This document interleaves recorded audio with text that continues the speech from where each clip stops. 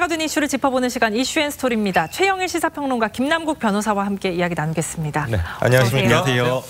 네. 자, 기내식 대란, 기내식 논란. 사흘 만에 박삼구 회장의 모습을 드러내 입장을 밝혔습니다. 현재 사태에 비해서 사과가 조금 늦은 것 아니냐 이런 여론도 있는데, 자, 박삼구 회장 어떤 이야기를 하셨죠? 네, 뒤늦은 사과가 있었는데요. 어제 사과 내용을 보게 되면 먼저 이 협력사 사장에 대한 사망에 대해서 이 도의적인 책임이 있다. 그리고 유가족에게도 정말 죄송하다라고 이렇게 이야기를 했고요. 그다음에 이번에 기내식 파장과 관련된 여러 배경에 대해서 결국에는 금호그룹이 1,600억 원을 투자받기 위해서 무리하게 계약을 변경하기 위해서 이런 논란을 자초한 거 아니냐라는 이런 문제제기가 있었는데, 이 부분에 대해서는 그렇지 않다라고 이야기를 했고, 기존에 있었던 그 업체가 이 외환위기에 이런 계약을 체결을 해가지고 사실상 아시아나 항공에게 굉장히 불리한 조항들이 많아서 이번에 계약을 갱신하면서 변경할 이유가 있었다라고 이렇게 해명을 했습니다. 그러나 이제 국민들이 납득하기가 좀 어려웠던 것은 1일 날 이 기내식 이 대란이 있기 전에 사실 이런 내용들이 아시아나 항공 그룹 내에서는 이미 보고가 회장에게 예견이 됐겠죠. 네, 그랬을 것으로 보입니다. 그럼에도 불구하고 이것을 충분히 알았을 텐데도 불구하고 출국을 했다라는 점에서 국민들이 납득하기가 어렵고요.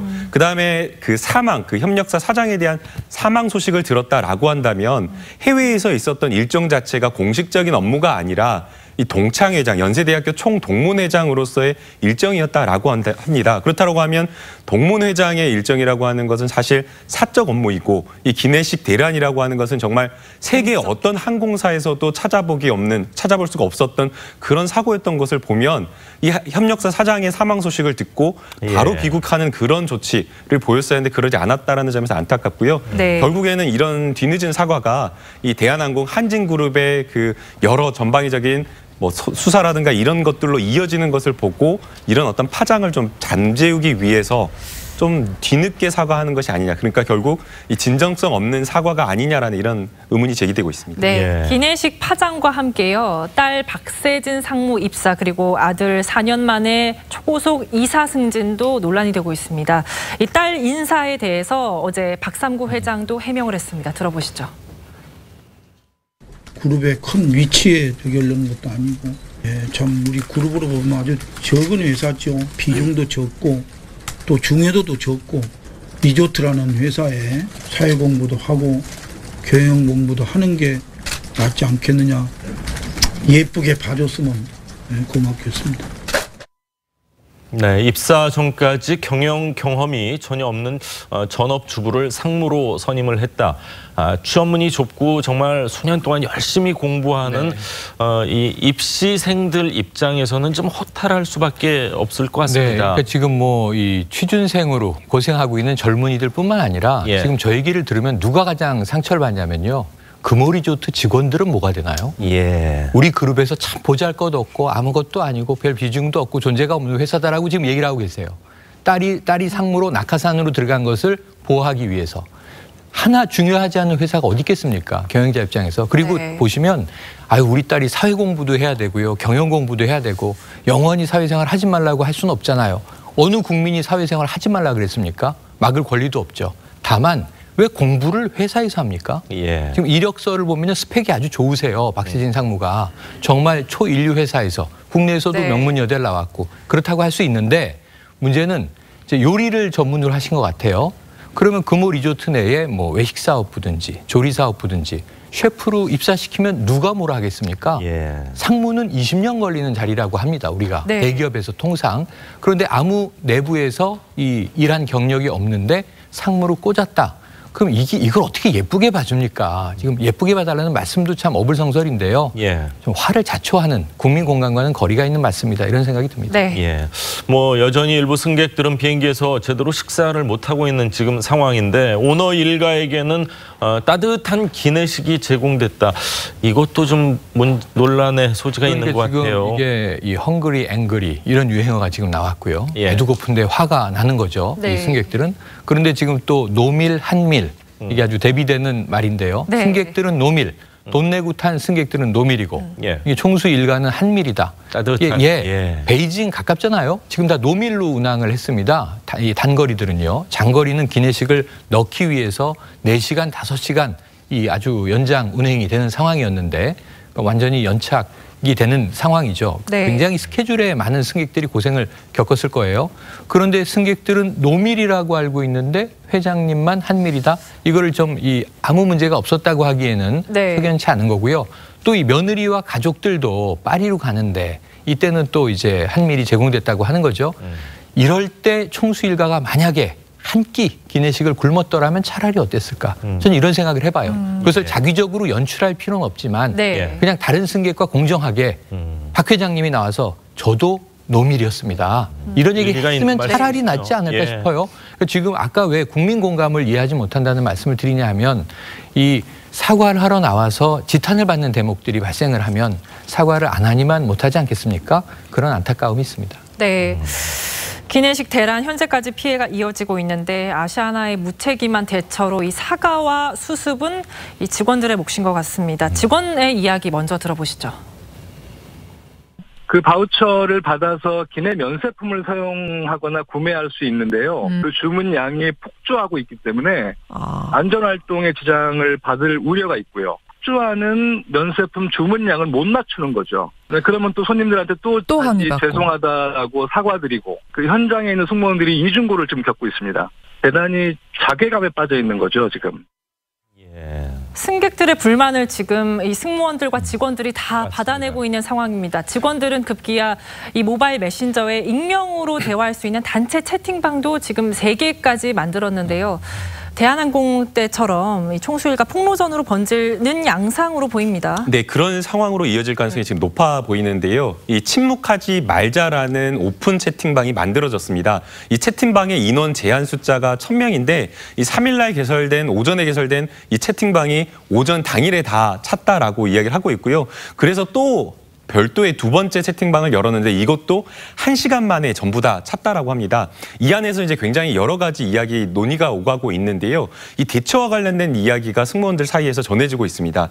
이 기내식 대란과 관련해서 문제가 발생했다라고 한다면 최우선적으로 해야 될 것은 승무원들에게 이 사실을 알리고 승객들에게 알려가지고 이 문제를 적절하게 솔직하게 대처할 수 있는 이런 책임 있는 모습을 보였어야 됐는데 승무원들도 탑승하고 나서도 이 사실을 제대로 전달받고 공지를 다 알려받지 못했다라고 이야기를 하고 있고요. 심지어는 비행기 문이 닫힌 이후에 기내식이 다시 반입되는 사태도 있었다라고 이야기를 하면서 여러 가지 지금 폭로가 이어지고 있고 그다음에 이제 가장 문제가 되는 것은 금호 아시아나 항공뿐만 아니라 금호 아시아나 그룹과 관련된 여러 가지 비리라든가 잘못된 관행들이 지금 함께 보도가 되고 있기 때문에 대한항공처럼 정말 나비효과처럼 그 물컵을 하나 던진 것이 대한항공에 대한 여러 비리, 전방위적인 비리 수사로 이어졌듯이 이번에 기내식, 아시아나의 기내식 대란이 아시아나 그룹의 여러 가지 문제에 대한 수사나 조사로 이루어질 가능성도 있어 보입니다. 뭐 정말 많은 국민들이 해외 여행을 떠나는 시대인 것 같은데요. 대한민국을 대표하는 가장 큰 비행기 회사 2회사가 국민들로부터 좀 빨리 사랑받는 날이 오기를 기대하겠습니다. 자, 다음 이야기를 좀 하겠습니다. 어제에 이어서요. 오늘도 남북 농구 경기가 있을 예정입니다. 어제는 남과 북이 한데 섞여서 혼합 경기가 있었는데 그래서 더 뜻깊지 않나 이런 생각입니다. 어제 경기 승패를 보면 볼수록 가슴이 뭉클해지는 것 같은데 자, 남북 통일 농구 특별한 장면들을 저희가 준비해봤습니다. 함께 보시죠.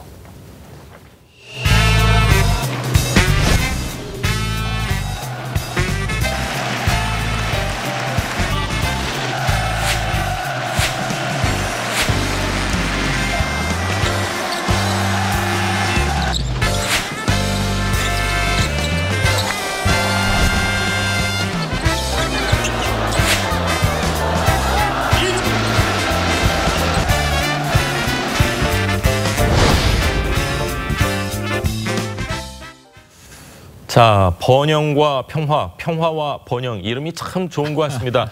경기 결과를 봤을 때는 점수도 굉장히 많이 났습니다. 100점 이상씩 났으니까요. 남자 경기, 여자 경기. 여자 경기가 먼저 시작됐고요. 어제 3시 40분.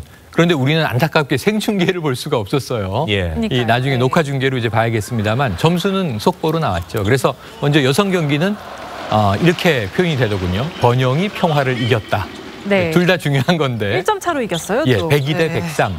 1점 차로 이겼습니다. 근데 남자 경기가 더 치열했습니다. 사실은 3점 차로 지고 있는 상황에서 이 북한 선수가 3점 슛을 마지막에 0.2초 남기고 꽂아 넣으면서 이걸 우리가 버저비터라고 하지 않습니까? 예. 그래서 이 102대 102 허재 감독이 깜짝 놀랐습니다.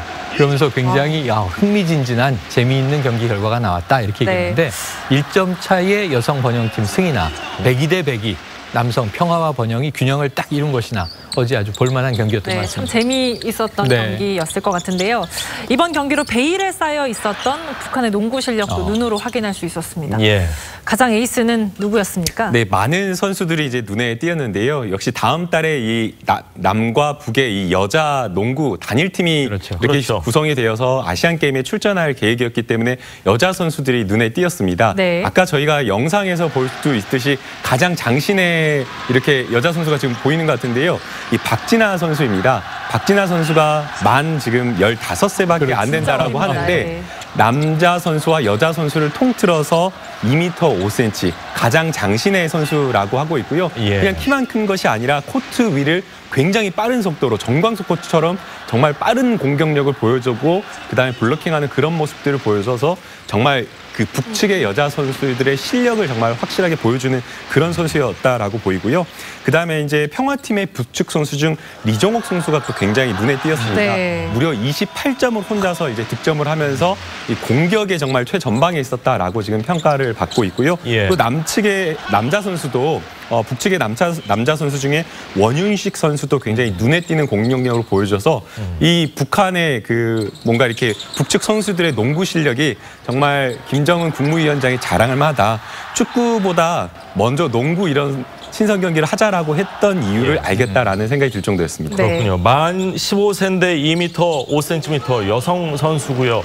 체력 관리만 잘한다면 뭐 세계적인 스타가 될 수도 있지 않을까 그런 생각이 드는데 농구 경기는 사실 생방으로 봐야지 훨씬 재밌고 농구 경기를 사실 중계 늦게 보면은 사실 조금은 긴박감이 정신은 다 알기 때문에 좀 아쉽습니다. 이 남북한이 좀 더 가까워져서 생방송 이렇게 할 수 있는 계기가 됐으면 좋겠습니다.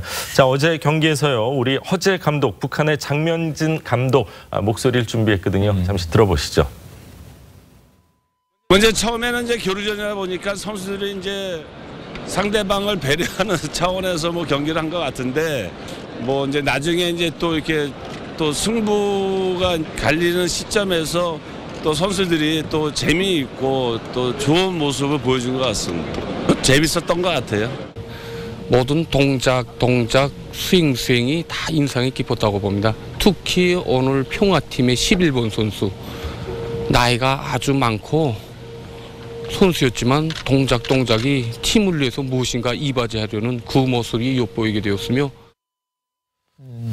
자, 북한 농구팀 감독이 우리 선수를 칭찬하는 모습까지 보였는데 자, 남북 이 한결 친해진 그런 모습들이었던 것 같습니다. 맞습니다. 네, 선수들끼리도 굉장히 친근한 스킨십을 많이 보여줬었는데요. 라거나 선수, 그 라플리프 선수가 이 넘어져 있는 상황이었는데 이 북측의 선수가 지금 방금 저 모습인데 김남일 선수가 이제 이렇게 세우려고 하니까 고맙다고 하면서 이제 엉덩이를 딱 축치는 그런 모습도 보였고요. 그다음에 이제 경기가 끝나고 선수들끼리 이렇게 하이파이브를 하는 모습도 보였고 이게 단순하게 이제 선수들끼리만 이렇게 화합이 이루어졌던 것이 아니라 또 굉장히 이색적이었던 게 객석에서 응원하는 이 손님들의 그 반응도 굉장히 정말 뜻밖이었던 것 같습니다. 북한 측의 주민들이 남한 선수들을 이름을 부르면서 응원하는 그런 어떤 모습을 또 보였고 남측의 어떤 응원이라든가 북측의 응원이라든가 이런 것들이 함께 어우러지고 지금 또 선수들이 저렇게 어깨동무하는 모습도 이 짧은 시간 훈련하는 시간 자체가 많지 않았을 텐데도 불구하고 저런 모습을 보여줬다라는 것 자체가 너무나 아름다운 보기 좋은 모습이었던 것 같습니다.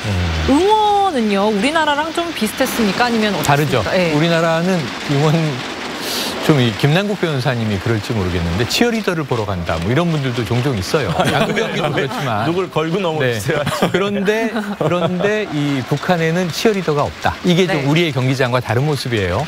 사실 2003년, 99년 예전에 이 남북 그 당시에도 친선 농구 경기가 있을 때 북한에서 우리나라에 당부했던 게 있습니다. 응원을 좀 요란하게 하지 말아달라. 그러면서 응원을 이렇게 해달라고 그래요. 이 고상하고 건전하고 민족적인 것으로 좀 응원 방식을 택해달라. 그런데 지금 그때와는 지금 15년이 지났지 않습니까? 15년 만에 친선 경기인데 북한의 경기장도 상당히 예전보다는 활발해진 것 같아요. 지금 이 뭔가 손도구를 들고 막 부딪히는, 박수치는 이런 모습들은 우리나라와 유사하고, 또 이 평양에도 이제 모란봉악단이라든가 우리가 아는 청봉악단이라든가 우리나라에선 아이돌 비슷한 또 그룹들이 생기고 있지 않습니까? 앞으로는 남북의 응원의 모습도 닮아갈 것이다, 이런 생각이 듭니다. 네. 자, 뭐 기억들 하실 거예요. 2003년에 이 정주영 회장이 이제 소대를 받고 이제 방북을 뭐 하고, 또 이 정주영 체육관 개관식 때 정말 대단했었는데, 그때 소대 100마리도 같이 국정이 된 거죠. 그러니까 우리가 기억하는 끌고 올라가신 거죠. 98년에 1000마리의 소를 몰고 정주영 회장이 이제 어찌 보면 월남을 해서 성공한 사업가로, 그때 이제 이 쌀판 돈을 훔쳐가지고 가출했다는 거 아니에요. 그 소를 가지고 금이 환영을 하죠. 그 덕분에 99년에 이제 처음 친선 농구경기가 열린 겁니다. 그렇죠. 네. 그리고 나서 2003년에 열릴 때는 정주영 회장은 2001년에 이미 작고를 하셨어요. 그러니까 류경 정주영 체육관 개관식을 볼 수 없었죠. 개관 기념이었죠. 2003년이. 개관 기념으로 다시 3차 농구가 열렸던 건데, 그때는 정주영 회장은 이미 고인이 되셨고, 그때 250명은 먼저 평양에 들어가 있었고요.